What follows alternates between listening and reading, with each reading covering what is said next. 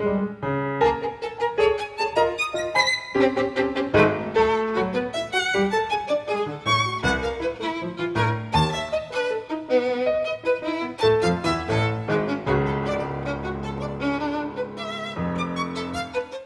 gonna have to look that up.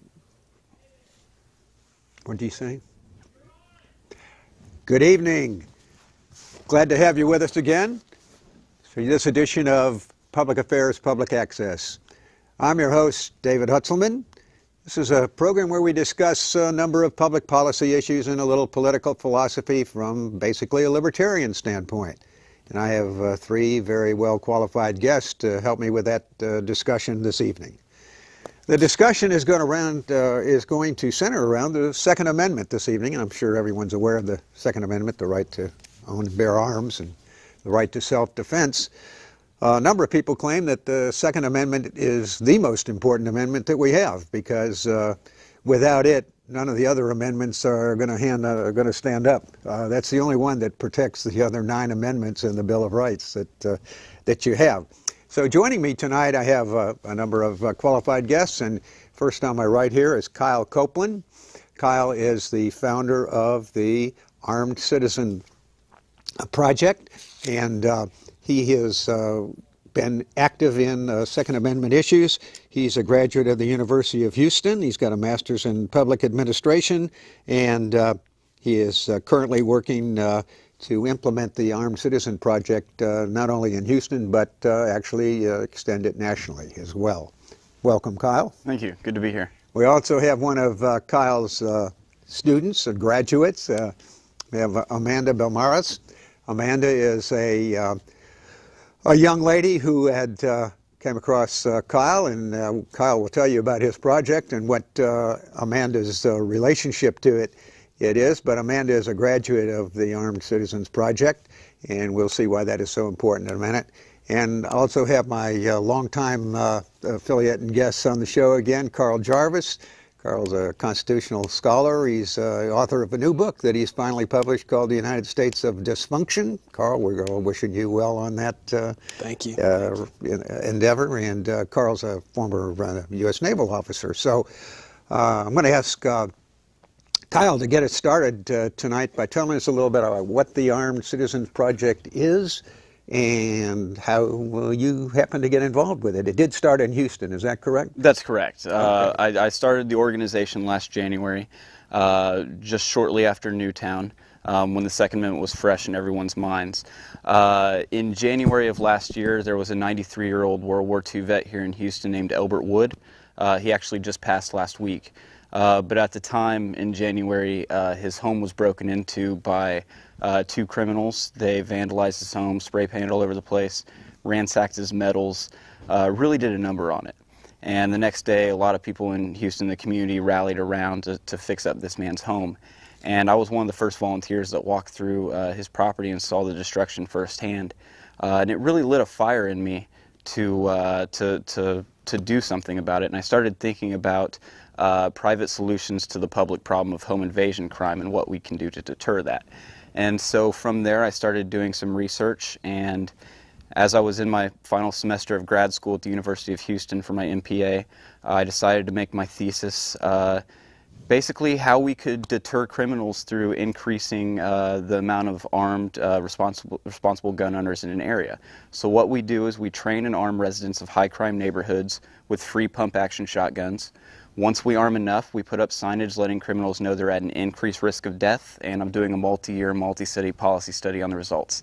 It's our hypothesis that criminals don't want to die in your hallway, and so we are putting that to the test, and we're creating new responsible gun owners with free shotguns and training that we pay for with donations. That's very good. Is it, and your project is funded by how now? By private donations. Private donations. Yep, we have a website. The guns and the training and everything? The guns and the training, everything, yeah. If people go to armedcitizenproject.org, they contribute on there.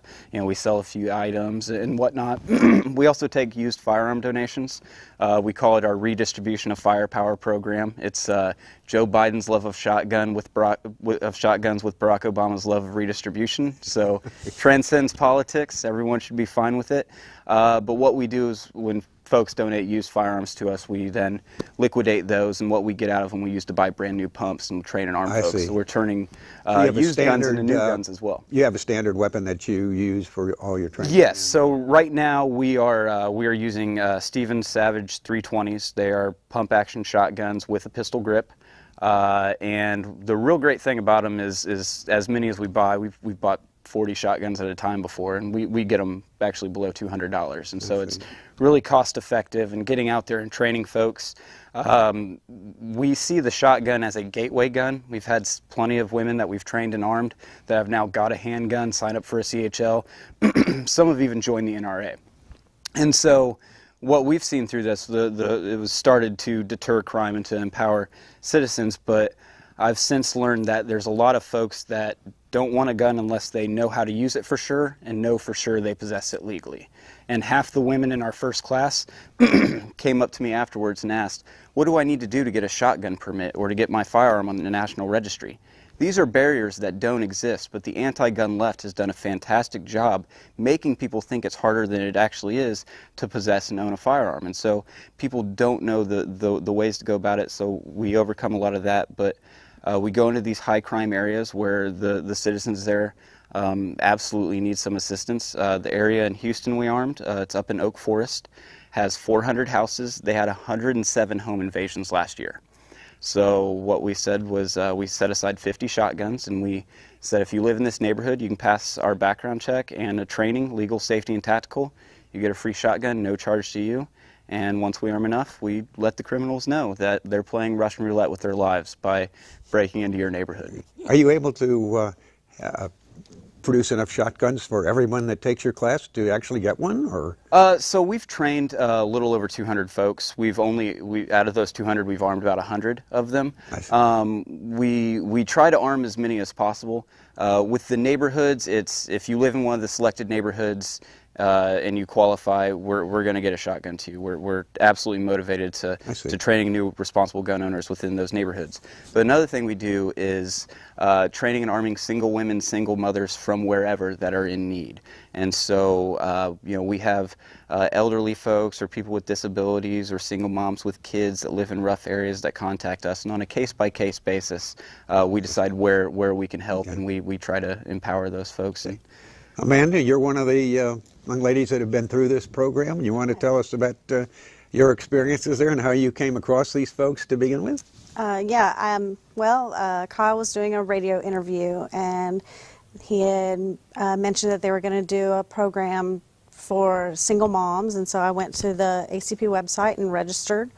I'm a single mother of a 10-year-old son, and a couple months later I got a call and asked me if I would be interested in participating, under the caveat that I would do a 2020 interview, which is a whole nother fantastic story. And so I went to our training and learned a lot about the gun laws in Texas, and learned how to use the shotgun, and here I am today. How long a course was that, and what was involved exactly? We learned how to take it apart, how to clean it, how to use it. We learned basically the logistics, what's the best ammo to use in a home environment. There's a recommended shot to use because it won't go through drywall, so it's safer to use in apartment situations. It's only going to damage what's directly in front of it, but you're not going to kill your neighbor on accident. And learned how to fire it, safe storage recommendations, and went out on the range and got some tactical time with it. And okay, so it's a multi-day kind of a it was program? an entire evening. It was probably about 3 to 4 hours that we were. Did that include the online or live firing yes. as well? I see. Okay. So these courses are conducted at a firing range or a inside gun? That's correct. Here in Houston, we do all of our training out of Shiloh Shooting up on the northwest side off of Veterans Memorial, but we're expanding nationally in some of these other cities. We're trying to find ranges there as well, and directors. But yeah, currently we do all of our training out of Shiloh Shooting here in Houston. Has that given you an added feel of confidence and comfort being a single mom and living, being the sole protector of your homestead?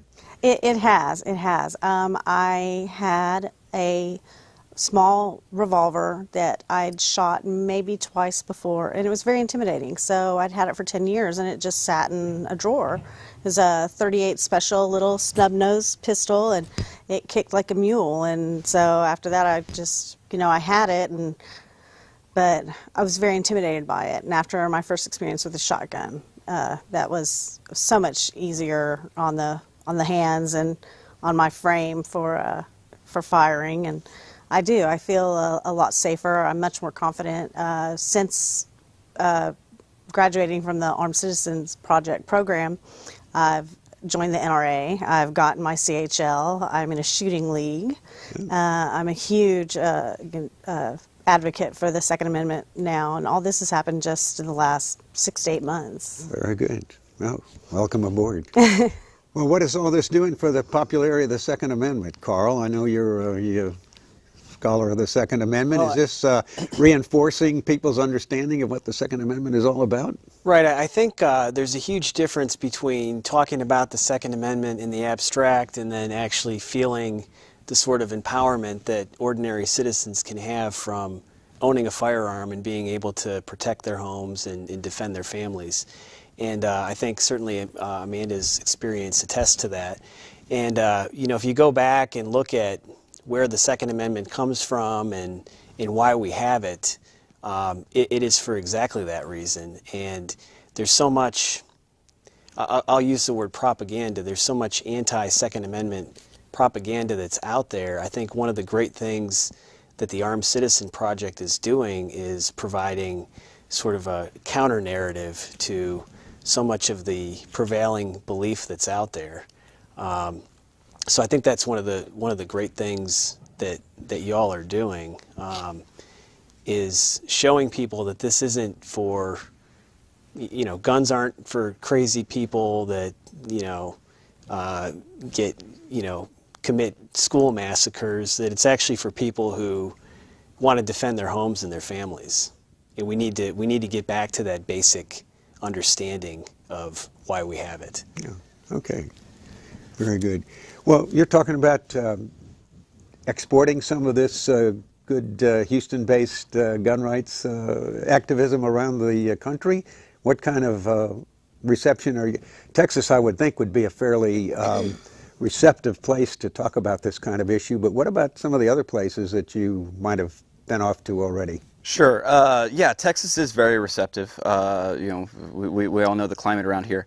But in Indiana, Florida, Tennessee, Kentucky, some of these other places where we're working on getting volunteers and directors up off the ground, the reception's been great. The only real negative criticism I ever receive is, when we talk about going into New York or Chicago, and these, Mayor Bloomberg and Rahm Emanuel, of course, both comment, not the biggest fans of my organization, which, I didn't expect to ever win them over anyways. But, I'm big into getting the input of officers on the ground, the normal beat cop. They're really valuable in telling us where we should be providing assistance and who we should be assisting. And so some of our critics are, northeastern appointed, police chiefs, and so. Everyone in general that's not a big city mayor of a liberal city, or that's not their appointed police chief, has generally been in favor. And I think a lot of it is because we're doing background checks, we're doing training, we're giving away pump action shotguns. So there are people on the anti-gun left that I am sure that absolutely hate what we're doing, but they understand that they can no longer say that they are for common sense measures on gun control if they come out against us. That drops the mask and shows that they are just against the ownership of guns, period, end of story. And so I think a lot of them are reserved to actually take us on because it ruins their... Is that because you characterize a shotgun as basically a personal defense kind of a weapon as opposed to, an AR-15 or something? I think it's because a lot of liberals and a lot of the people on the anti-gun left and the left does this with a lot of things. It's the Overton window. You know, they act like they're for these modest proposals when really they're not. You know, a lot of the people on the anti-gun left just simply want to see firearms go away, but they know that that is not a popular position in America, and it's not something that you win on. And so what they do instead is push micro stamping pins for firearms and these new smart guns that they're talking about, simply designed to discourage firearm ownership by increasing costs and burdening folks. And so, yeah, it's just that's something that we're up against, is that the left is very good at marketing. They're very good at going out there and convincing folks of one thing when it's really not the case.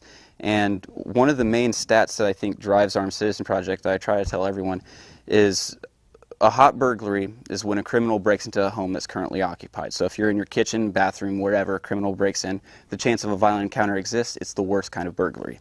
In the United States, 15% of all burglaries are hot burglaries. In the UK and Canada, which has some of the most restrictive gun rights in the Western world, that number is 45%. Criminals almost don't even care if you're home or not in the UK and Canada when they go to break into your home.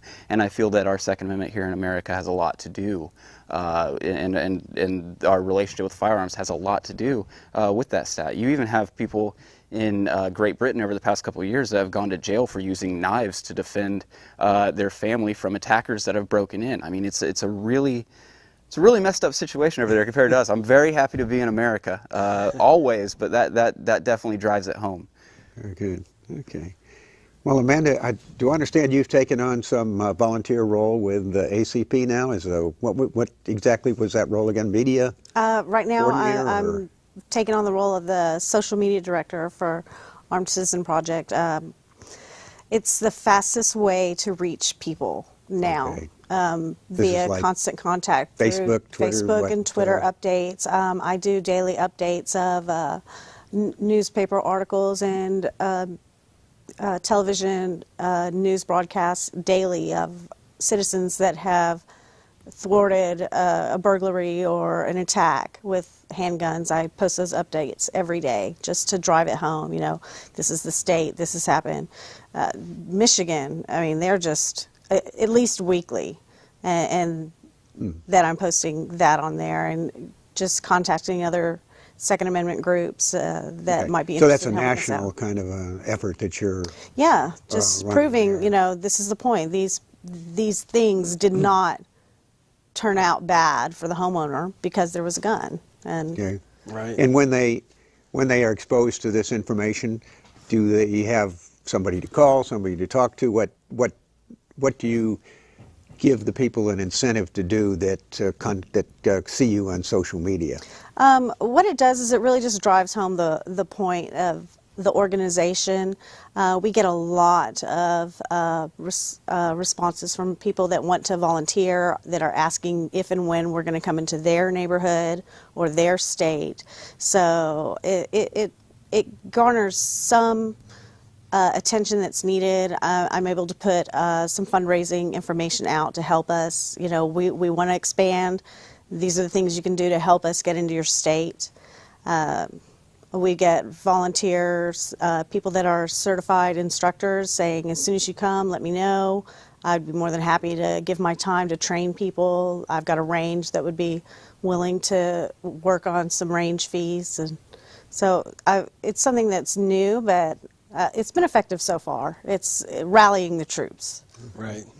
In terms of, I know, as you mentioned earlier, Carl, the idea is to get a neighborhood that is vulnerable and willing to take some concerted group action to make it unsafe for criminals. How do you actually are able to get to demographics that direct you to those neighborhoods, or do you try to then recruit locally into those neighborhoods? I know, what was it, Oak Forest you were talking about here in Houston? How did it happen that, I guess maybe just the incident that you were talking about galvanized a lot of people in that particular area to this particular cause? Sure, and that definitely put it up there as one of our areas that we wanted to target. But I also do statistical analysis. I look at the crime data across the city, where we're needed the most. We send out mailers to the neighborhood. I want to make sure our participation infection rate's going to be high before I commit to going into a neighborhood. And then, like I said before, I really like to talk to officers on the ground. They have the best input for me as far as where you should go, and it almost weighs equally with the stats that we get. And so we're very data driven, and we go where we're needed most. But with our national expansion, I don't just see the Armed Citizen Project as something that's only good for major cities that have home invasion problems. Anytime you're creating new responsible gun owners, I think that's a good thing. And so we're willing to go wherever we can find the staff and the volunteers that are interested in setting up a chapter. And so we just want to help others help us along with our mission. A lot of folks have the same mission as us, and that's to provide safety and security to their loved ones and friends, their members of the community, and to help take a stand against crime. And so we're trying to expand wherever we have folks that are interested in helping us out.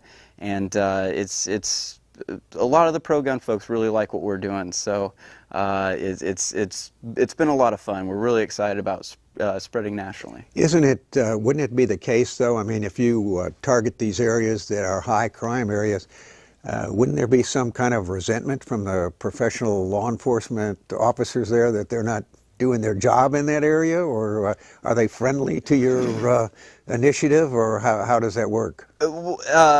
Houston's a big city. There's plenty of crime and criminals to go around, I guess. So it's not so much for a protectionist industry. I don't think they're worried about that so much. So we've been greeted with open arms. You know, Houston ranks among the top in the nation in per capita burglaries. Right. Yeah, and that's one of the problems that we have. And so us being here in Houston, we're pretty well received by law enforcement. And it's because they understand it's common sense. A lot of law enforcement, they take their sidearms home at night, you know, and they're prepared, and they understand the desire of people to, you know, just the normal person to feel safe in their own home as well. So, okay, very good. Well, we were talking earlier, Carl, about some issues relating to county sheriffs and professional law enforcement agencies that are person that's actually elected by the citizens, and their particular jurisdiction and rights over other police enforcement agencies that might come into your area. Should Kyle be looking to these local sheriffs and all to be the people that he wants to get support of, as opposed to maybe somebody from the ATF or somebody coming in and being worried about what he's doing? Well, I think it always helps to have a little bit of common sense in whoever you're trying to appeal to, right? And certainly the sheriffs who have direct responsibility for the safety and welfare of the inhabitants. Is that a constitutional issue that we're touching on here then? Oh, I think so, yeah. I mean, federal law enforcement is charged with enforcing federal laws, and you have local sheriffs whose job is basically to protect the local population. And those are two very different jobs, and we were talking earlier about this, but the constitutional role of the sheriffs in upholding the Constitution, in a way, the way our system is set up, the federal system with the local, state, and federal level, they serve as intermediaries almost between, you know, these federal authorities and the local people whose rights might otherwise be infringed.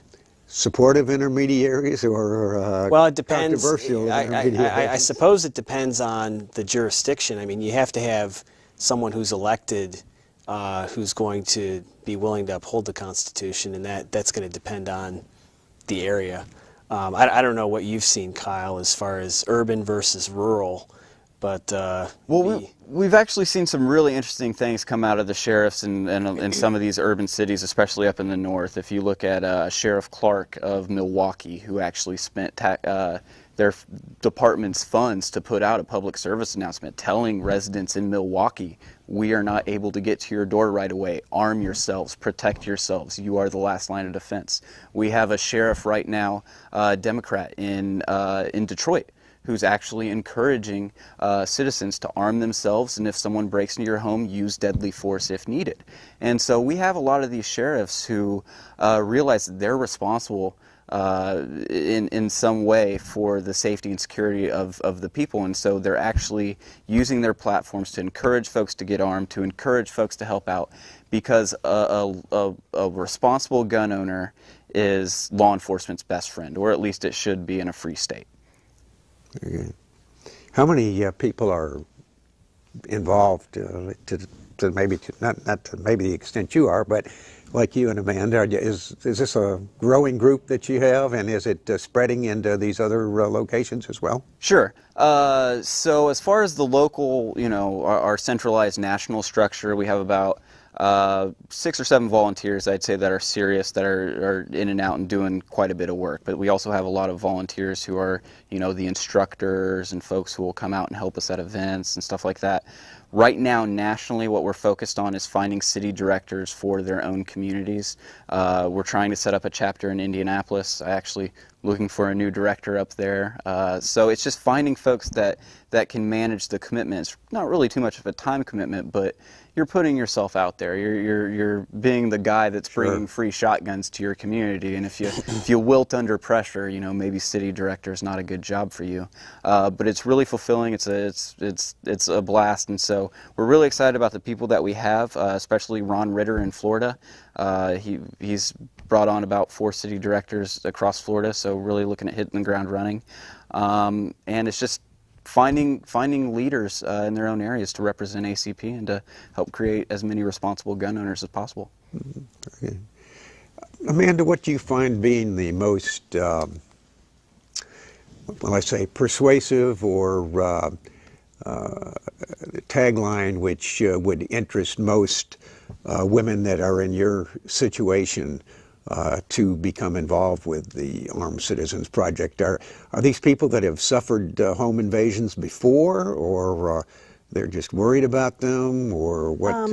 How does that work? Well, fortunately, I've not encountered too many people that have experienced a home invasion, especially a hot home invasion. But most of the interest, they're moms like me. They're women that are scared, but they're also scared of guns. And I've taken a lot of women to the range with me that might not necessarily have gone through Armed Citizen Project, but they're now not fearful of firearms because there's that fear of the unknown. And I had a conversation today with the director of my son's daycare, and she's from Mexico City, and she says she remembers growing up with the cartels and the gunfire in the middle of the night, and law enforcement couldn't help you because they were all paid off, and she's very fearful of firearms now from growing up in that. So I offered to take her to the range with me, just to, you're afraid because you don't understand it now.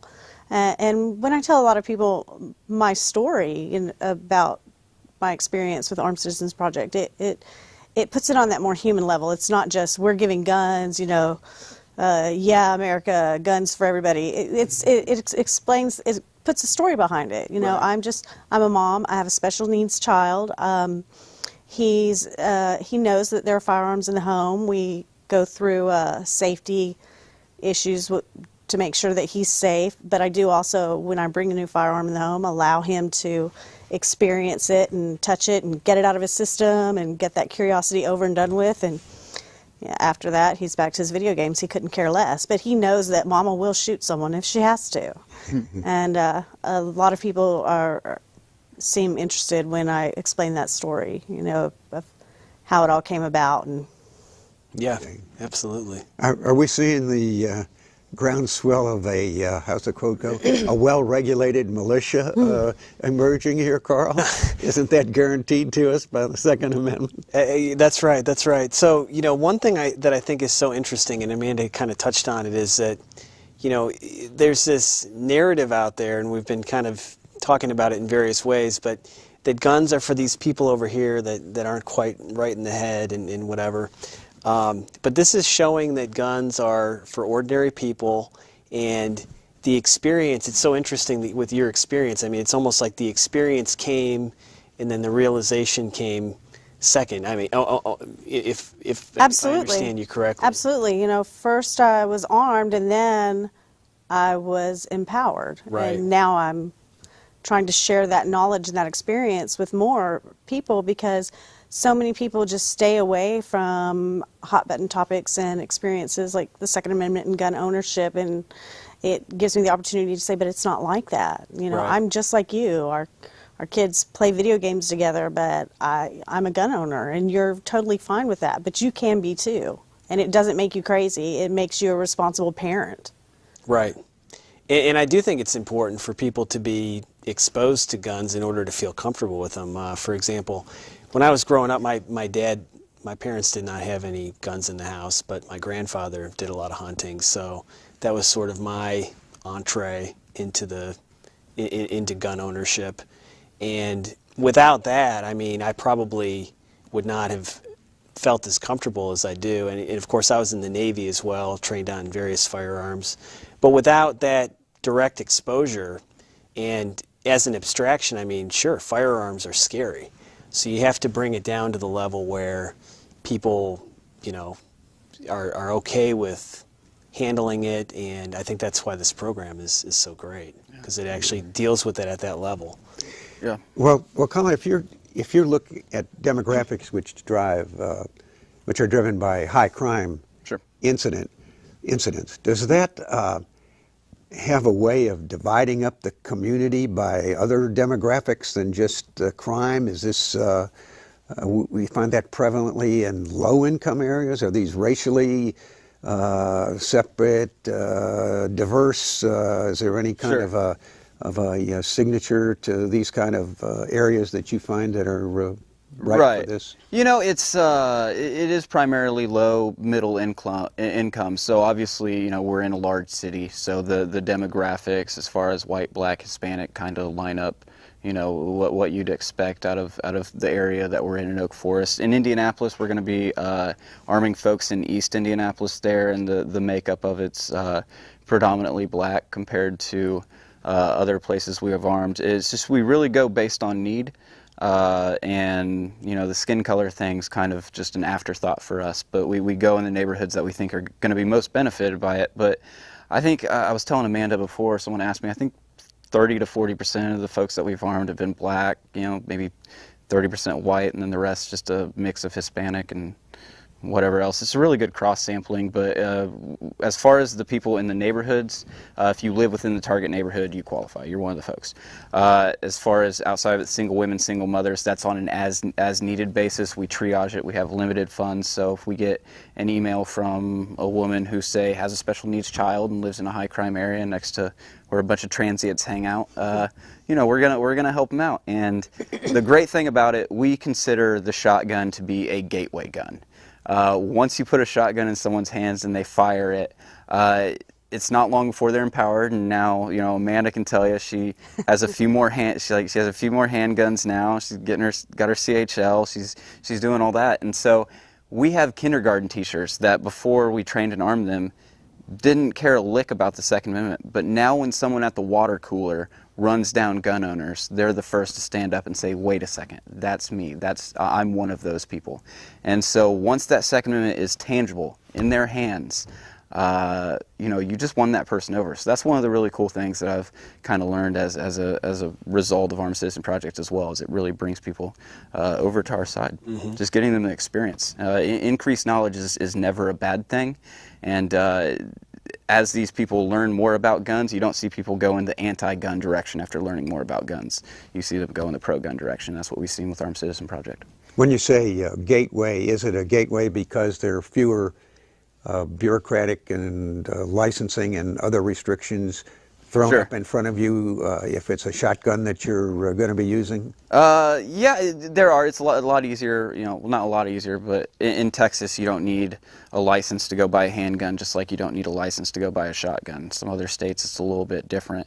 But here, you know, to be able to carry a concealed, you know, you need a concealed handgun license. And I just consider it a gateway gun because it's one of the most fundamental and basic weapons that you can use for home defense. And once someone feels someone's usually able, that first step when they own a firearm is to take that firearm home and defend your home with it. Well, once someone has a taste of what it feels like to know that if someone breaks in your home, you at least have a fighting chance, soon that spills out into public. That person says, well, you know what, I really hate driving through this part of town or hanging out here or going to this place and feeling completely vulnerable.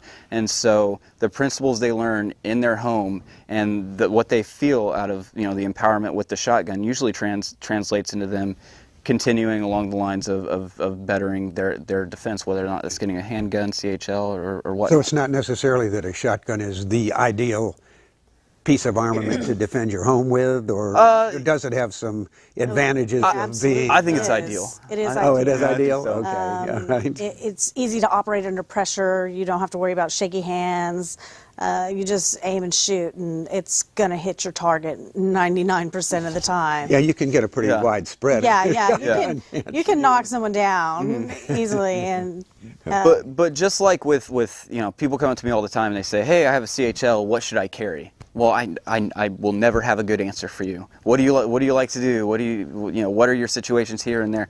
Everyone has to pick and choose what works for them based upon what they feel like they need. So I know people who have pistols and whatnot for home defense. I think that's fantastic. But I think for someone who's just starting out, I think a pump shotgun is absolutely the best home defense weapon. Also, you could be an alien from some other planet, land in a cornfield in Missouri, and hear behind you, and it's just instinctive. It's in your bones. You know you messed up.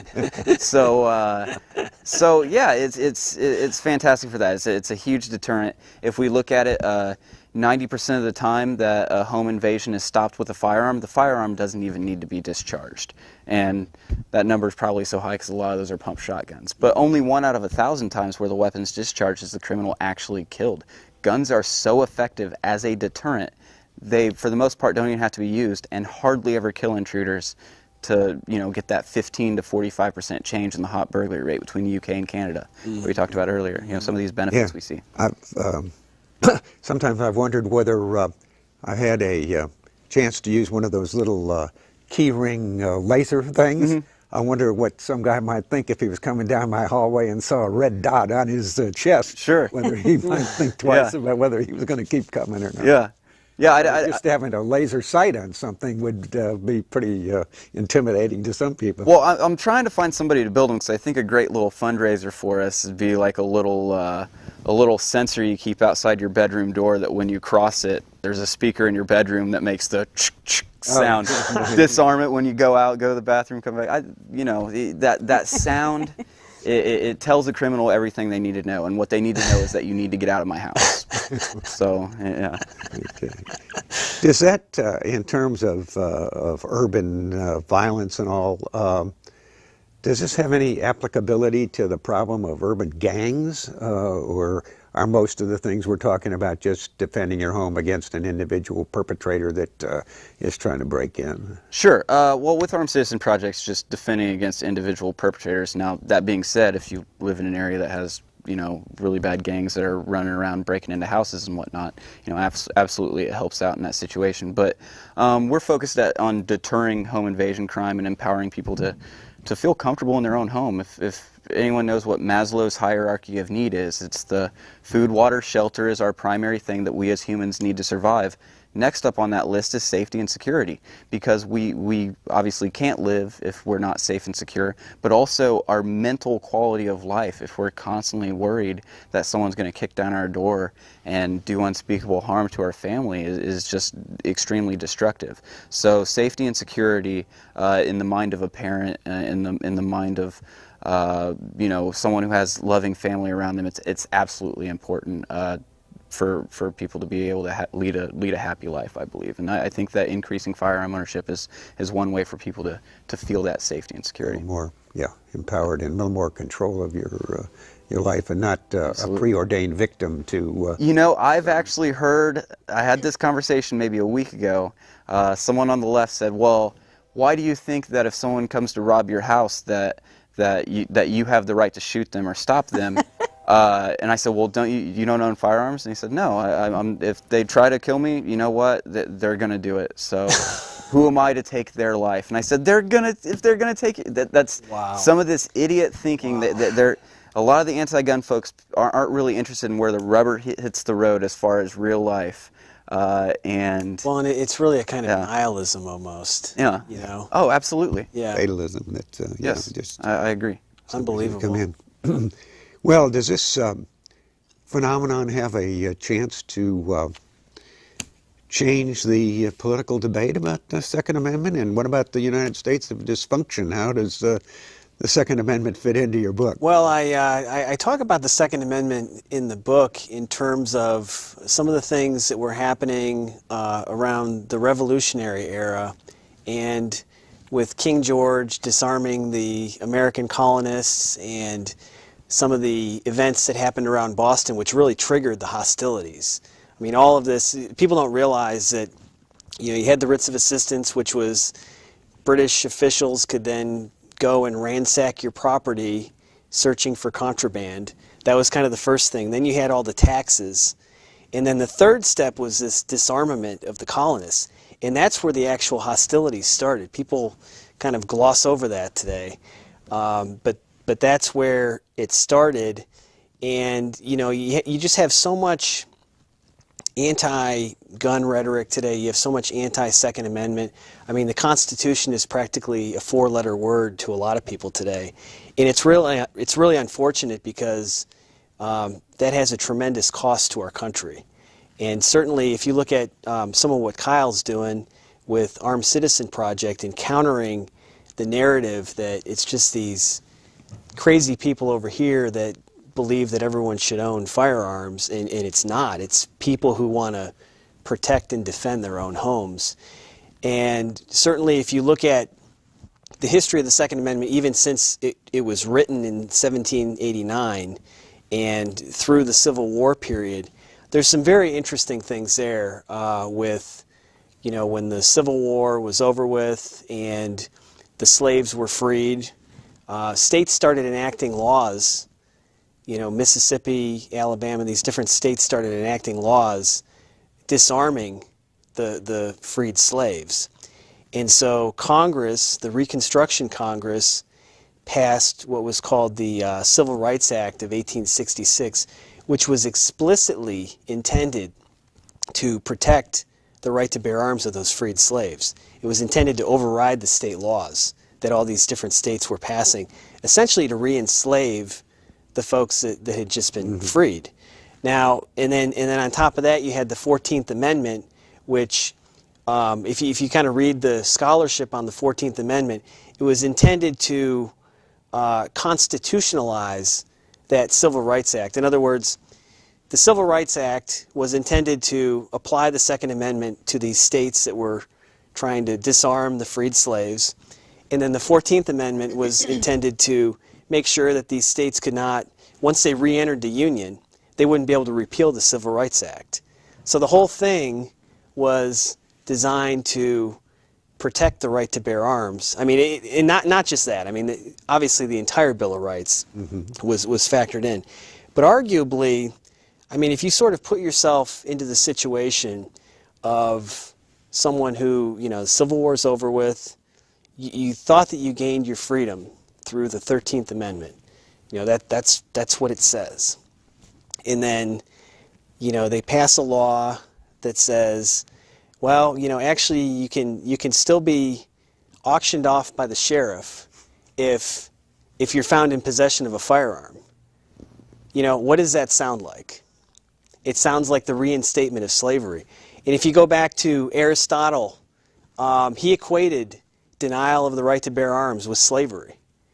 And there's some very, you know, interesting things that he said about that. This is a very long history of this issue, and certainly how it's intertwined with freedom, with how it's intertwined with the rest of our rights, and just with how it's intertwined with the basic human right of self-defense, which is a right that no government can legitimately infringe. Yeah, there's not, I don't think, too many people that equate the Second Amendment with some civil rights kind of initiative. Right. Like happened back in.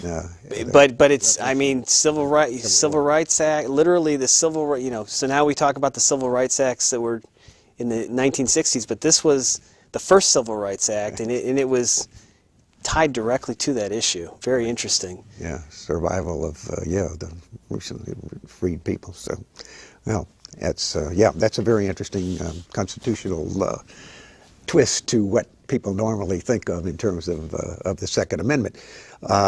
Because I don't know if right now if there is some issue about who are the gun owners in the U.S.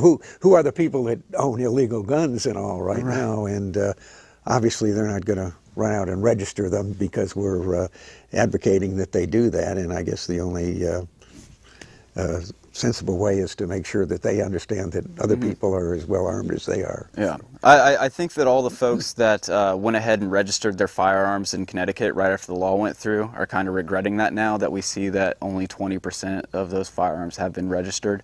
There's some really good civil disobedience going on there because it's not valid. But going back to what Carl was saying, I think one of my favorite historical quotes, and I'm just going to paraphrase it, is from Mahatma Gandhi, and he said that one of the darkest deeds that the government of England ever perpetrated on the people of India was depriving an entire nation of arms.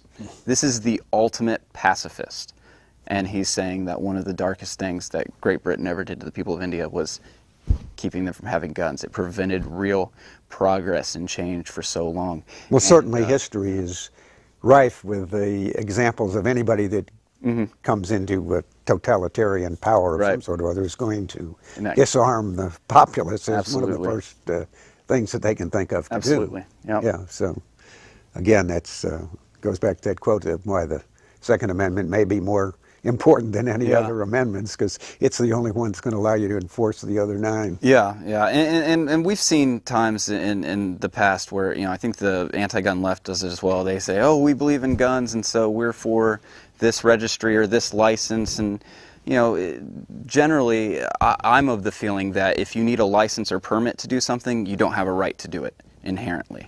And so there's a lot of these folks that are just trying to keep people from owning and possessing firearms by misrepresenting the laws and what you need to do to possess and own firearms. And we're just going out there trying to counter that narrative and trying to put firearms in folks' hands, put them through a training, and actually show them the reality of owning a firearm, show them what that feeling of empowerment is like.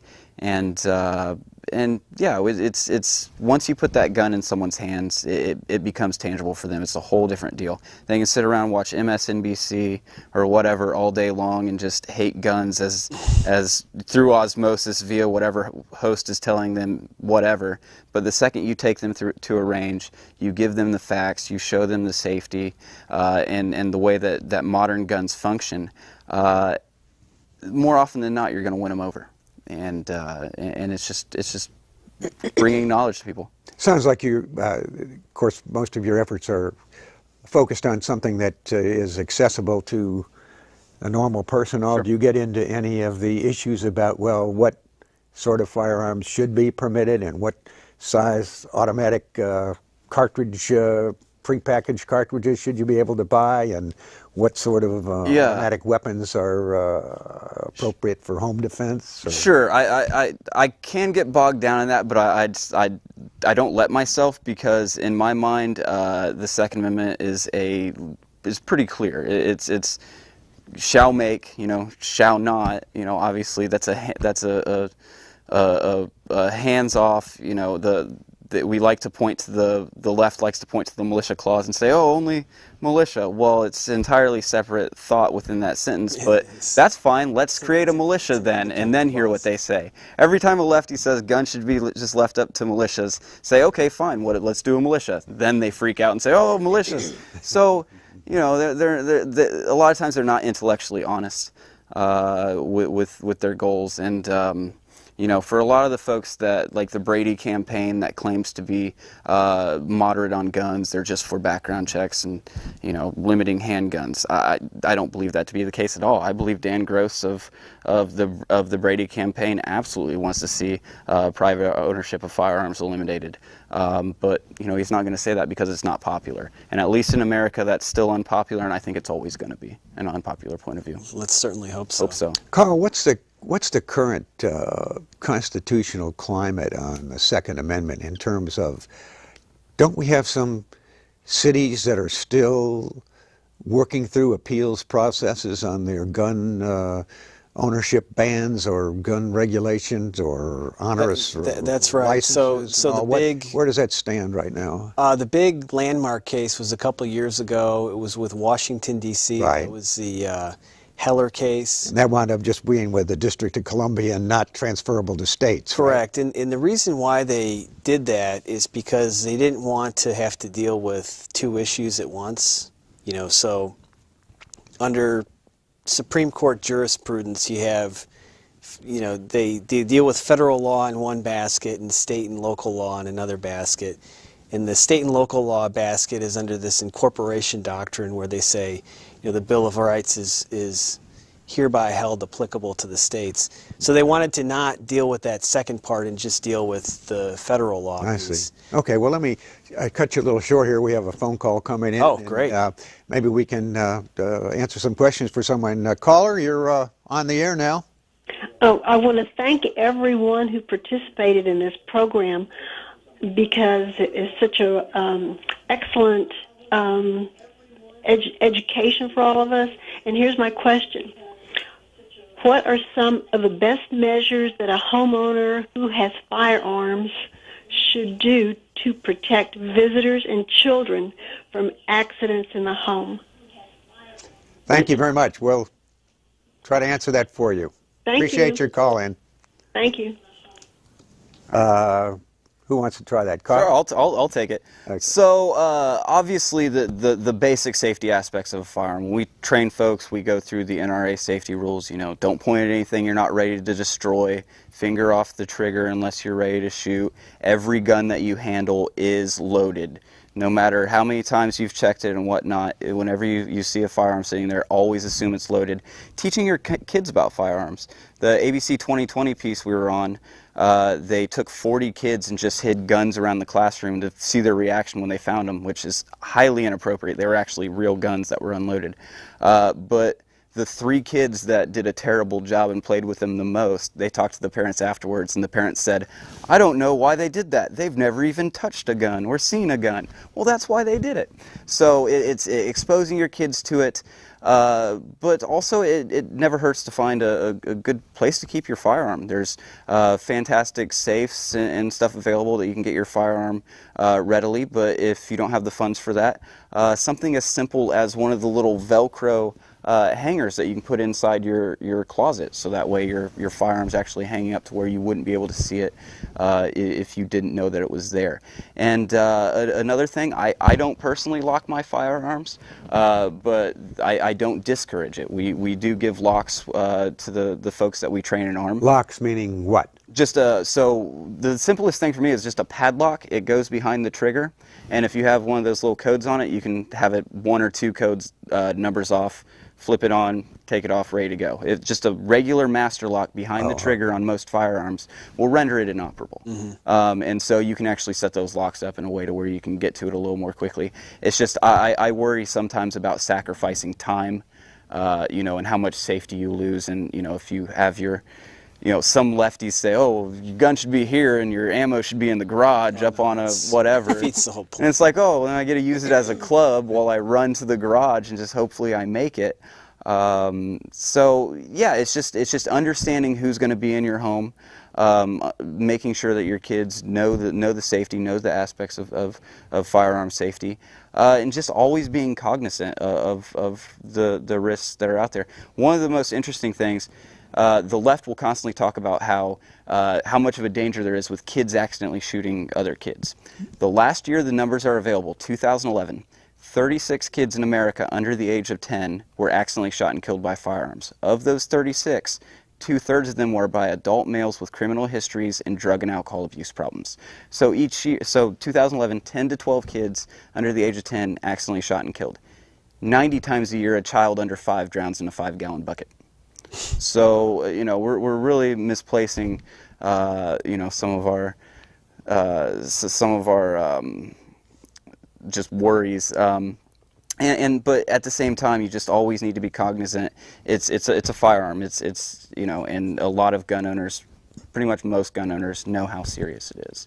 And yeah. And I want to piggyback on Sure. couple things you said there, because you know, I think we live in a culture today, if you want to say that, where there's all these video games. You know, that's most kids' exposure to guns is not even a pretend toy gun that shoots out foam bullets, but something on a TV screen where they have no idea what this thing actually does. And when you read about some of these tragic shootings, you know, these kids didn't realize the damage that the gun would do when they pulled the trigger. You know, so they're shooting their brother, and they think it's a video game.